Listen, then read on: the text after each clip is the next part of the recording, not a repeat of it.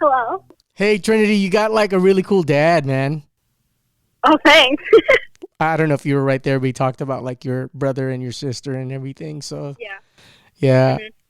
Mhm. Hey, I saw some pictures on Instagram that you were already Mhm. missing California. What'd you do out here aside from the competition for submissions on the shore? We kind of just chilled at the hotel. There was not much to do before because I couldn't get like injured and stuff, and I was still on the diet before the weigh-in. So we kind of just chilled. We had a pool in our hotel, just hang there. And then after that, we went to the mall, and then I got to stuff my face with food after, and we just walked around and explored. Do you like the weather enough to think about moving out here, or is that too far in the future? Um, it's definitely a great place, but I don't think I would consider moving there because like the warm weather here it comes like I like all four seasons. So like I like having winter and then summer, and then also if I like wanted to go travel there, it would be like more precious. You know what I mean? So I would like appreciate the warm weather there, like going there, enjoying it, and then coming back to the rough weather again. Do you have like any relatives out here in Cali?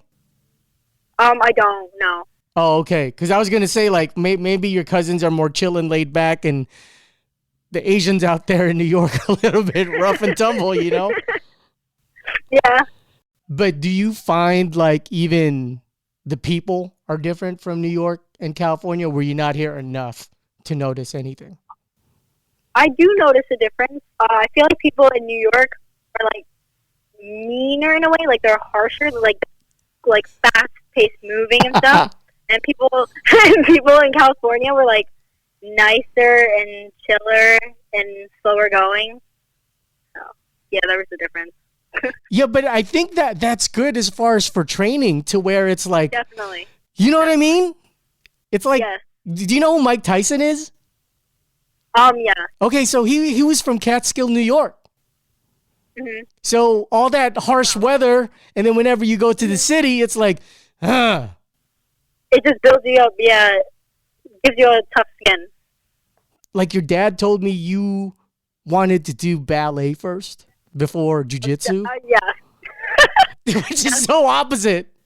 It was so weird. I don't know. I had this moment where I wanted to become a ballerina, a gymnast. Like I wanted to do all that, and I even had these shoes that I would take with me everywhere, and I had no idea what I was doing with them. But I just don't know. And then one day, those were gone. So when your dad brings up, hey, Trinity, and I think your older sister was also brought into the mix. He's like, hey guys, let's try jujitsu. But because it's so far opposite from what you wanted to do initially, how did you react to the idea? It was more of my sister's idea. Like she watched all these martial arts things, and she was like, "Oh my god, I want to try that." So I just like did everything with her, and then we found the Henzo Gracies, and then we took a class together. And my sister like hated it. She hated it, and I was like, "Oh, this is pretty cool. Like, I get to like do like athletic stuff." So I was like, "Yeah, I'm down." Isn't it ironic just pulling yourself away from that situation, observing it? The ballerina loved jujitsu and fighting. Yeah, yeah. And It was really cool. I didn't really notice that I kind of switched until like after I was like, oh wait, I do jujitsu now, and I wanted to become a ballerina. So and is that still in the mix, or is that Dunzo at no, this point? that was like my 10-second dream I had, I guess, because not even a second I would want to become a ballerina now. Was Coach Stefan Griselda your first coach, or who was your first coach? I had a lot of coaches at first, but I started out with many. I can't really like pick which one, but like I had many coaches when I was little. But would you say Danaher is the godfather out of all your coaches? Yeah. What makes Coach Danaher so different about everyone? Not to put everyone down, right? But Yeah. to highlight Coach Danaher's like personality, you know. Yeah. He's just like the main coach. Like when I go down to the city and train, he would just be like the one to help me and like fix my little mistakes I would make. It would just like make my game better, and like the knowledge he has is just crazy, and I don't even know what goes on in his head, but I just know it's great. So I just appreciate everything he shows me and every little technique that helps improve my game and stuff. Do you find it when you go to the mothership? Because I think there's Henzo East and there's the main HQ, right? Mm-hmm. When you go to HQ, are there more like beasts out there, or is the training pretty even? I would say it's like more intense down there. Definitely. It's like more high level training and techniques that is just amazing. Do you prefer just to train there, or is it a good balance to go back and forth to the other gyms? It's a good balance because my home is up here at Middletown, so it's cool to go down there. I go down like 2 or 3 times a week, or if I don't have school, I go down more. But it's good to go back and forth. But down there is definitely great. Yeah, because I feel even Coach Danaher and even Professor Humala Bahal told me this. You need lower or competition lower than you. Do you agree with that? I definitely agree with that because you take the knowledge you learn, like the highest level skills you use, and you have to be able to train and practice with them and perfect them. And lower belts always help you get better too. You can't always have like, oh, I need a higher person. Like lower belts definitely play a role in your game. Yeah, because I feel like with me, I'm a white belt right now, and I train with a couple of guys from John Jacques Machado, and they're all purple belts and black belts. So I feel like sometimes I'm stymied.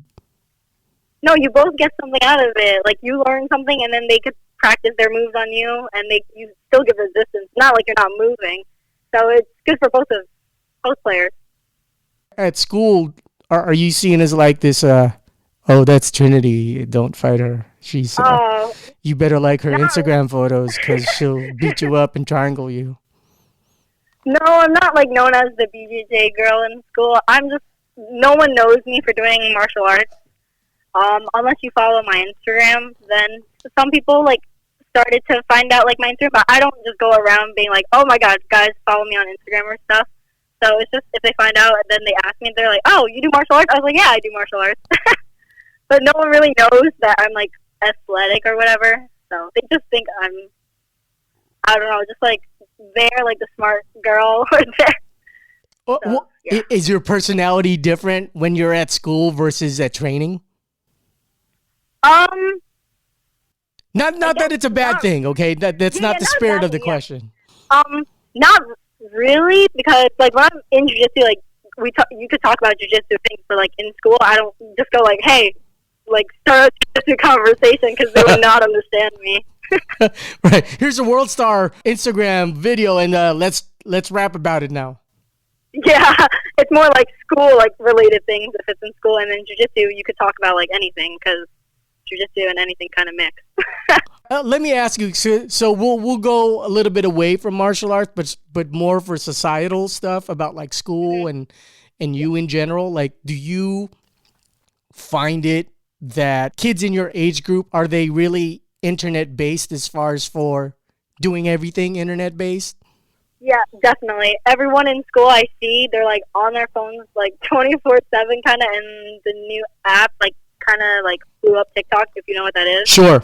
So everyone's on that now. I don't have a phone personally myself, so I really can't get attached to one. So.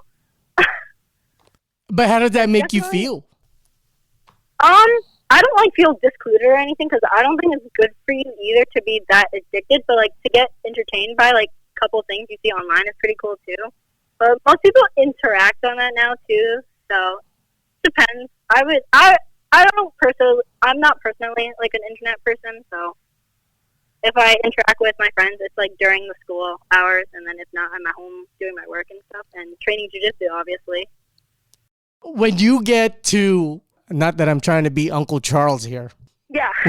When you get to like your mid-20s, early 30s, you're going to be so thankful your dad kind of monitored that because you're experiencing life more. Or do you see that now already? I already see that. Yeah, I already see that now.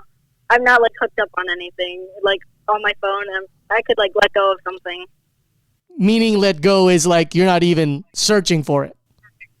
Yeah, like I don't really care. I don't have it, but like sometimes I'll like go on my phone, on my dad's phone to see like what's like on Instagram and stuff, just to keep me updated on my stuff too. to be honest with you, I mean, you'll have your chance once you're an adult to get your own, Yeah. your own Yeah. phone. I still have a long way to go. Okay, back to jiu-jitsu. Sorry, I just wanted to shape your No, personality you're good. for You're the good. for the listening audience. Thank you. When you started training in jiu-jitsu, what was the hardest thing? Was it always being stuck in side mount, or did you not embrace attacks from the guard? What was like the hardest thing for you? Or if there's a list that was difficult for you? When I was hardest thing for me, I wouldn't say I had like one hardest thing. I felt like everything I could have developed better and in my game and stuff. But I didn't think I had like trouble with anything like a specific position like mount, side control. I just like went with it. Whatever like they got me in, I would just try getting out and stuff. Or if I wanted to get a submission, I would just go for it and attempt it. What I'm learning, you are an orange and black belt, right? Yeah, correct. So that is in adult equation, you are a brown belt. Would that be close, or more like purple belt? The belt after the orange is kind of green, but there's like 3 green belts, so I guess brown, but technically white belt. Which, after watching you perform its admissions at this on the shore, I was like, not only is she only 14, it's like, dude, she's killing adults who are like legit, because it was a brown belt level competition, right? Yeah, I think it was like mainly brown belts, and you had some lower belts too. So yeah, it's mainly brown. In your age group, is there like that? Do you follow basketball at all? No. Okay. Well, in basketball, there's a lot of trash talk, right? Like, oh, dude, I'm gonna get you. I'm gonna cross you up. Yeah. Okay, you watch this. I'm gonna cross you up. Does that happen in your experience in jiu-jitsu? Like a lot of smack talk? I don't think so. I'm not sure. I'm not on my social media either, so I don't really know. Sorry, I meant like while grappling, while playing while basketball. grappling? Oh.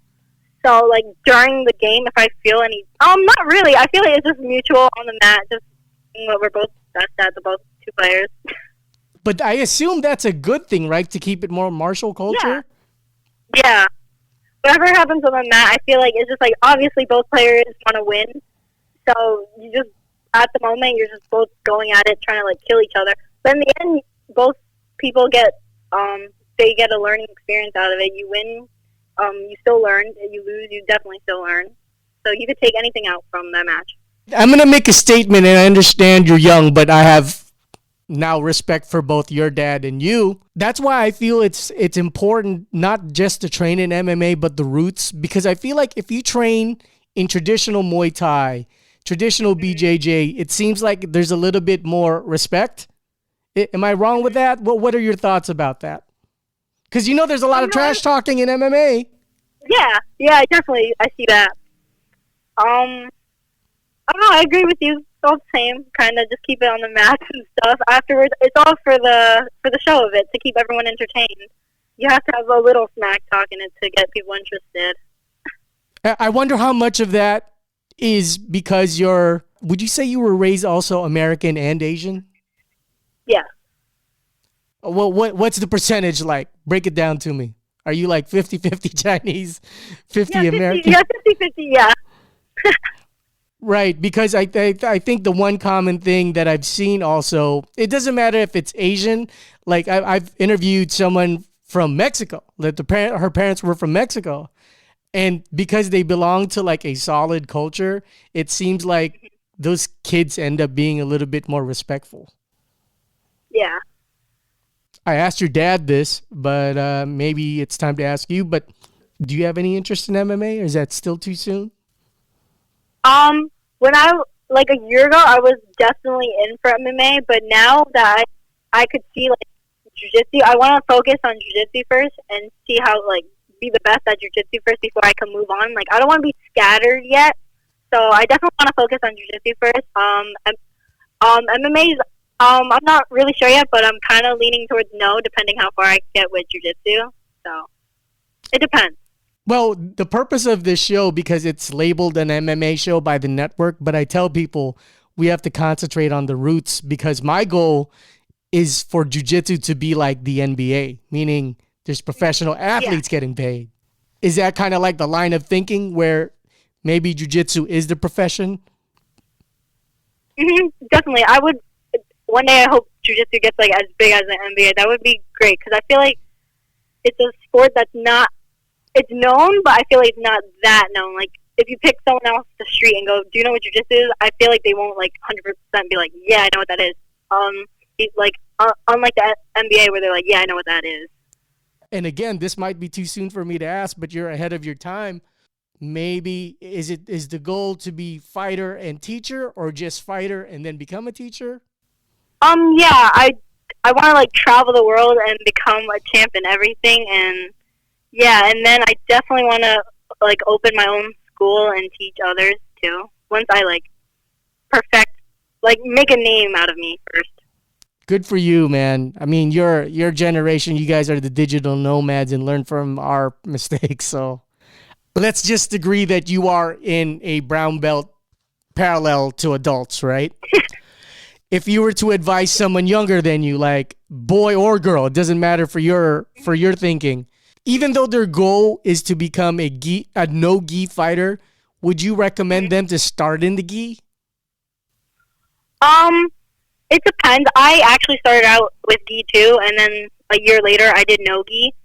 Gi definitely gave me a structure to jiu-jitsu. I learned grips and like the lapels and stuff, and then after that you just take them out, and it's kind of basically the same thing. Besides, you can't just grab someone's shirt. You just got to use the limbs they have, like their wrist and their neck. So, you should try both. I feel like it'll better your game, and yeah, I feel like gi will make it easier for no gi because you just have to take the grips out and you still have the same thing. Unlike if you did no gi then went to gi, you have to learn the grips and stuff and utilize them. So how do you see training in the gi? Is it just like, oh, this is a must train, but I love no gi? How do you see the difference in two? Gi, I feel like no gi is a faster paced like movement. Unlike gi, it's a little slower because you have a uniform on that's like slowing you down.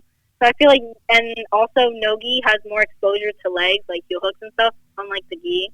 So yeah. To answer my question, which one do you prefer, gi or no gi? Before I like preferred gi, but now and then it was both. But now I'm kind of falling towards no gi a little more, just because I personally like playing the leg games and adding heel hooks and stuff and straight full locks. So I find it more like interesting. Are you learning all facets of leg locks and heel hooks, or are you just at straight ankle locks right now? No, I'm learning everything. That's the New Yorker in you, though. Yeah, I'm so grateful for it. Did you ever get to roll with like Gordon Ryan and No. Gary Tonin? No. I've never got the chance to yet. Why is that? Is it because you're limited? Like the coaches will limit you from rolling with them? No, they're not limited. No. Are you shy to ask them like? Hey? I am definitely a shy person to pick partners when it comes to that. That I could say. Okay.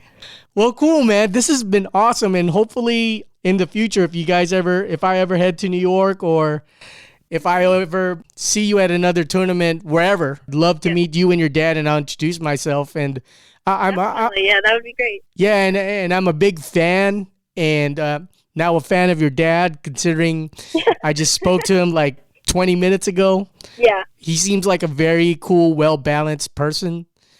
I see it in you, and I appreciate you answering and saying like, nah, I love Cali, but New York, it's my grit. That's your character, which, if the interview was just based on just jiu-jitsu, it may not really show your personality. Yeah. All right, cool, Trinity. Have a good evening. You too. Thank you.